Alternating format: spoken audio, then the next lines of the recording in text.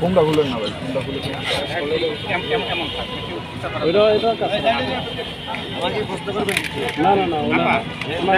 এগুলো ছবি দিয়ে আমার এটা সমস্যা নাই।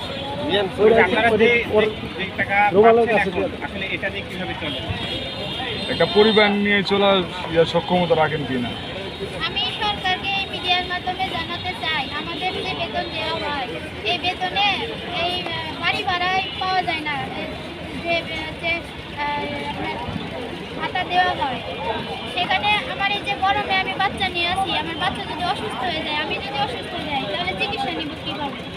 তাই আমি ন্যায্য দাবি আদায়ের জন্য আসছি, শিক্ষকদের কষ্ট দেখে আসছি। অনেক শিক্ষক অসুস্থ হয়ে পড়ছে, 20% বাড়ি ভাড়া এবং হচ্ছে 1500 টাকা মেডিকেল ভাতা আর 75% কর্মচারীদের উৎসব ভাতা।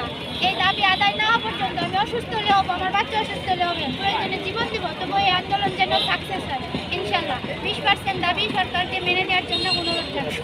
আচ্ছা, আমরা তো স্পষ্ট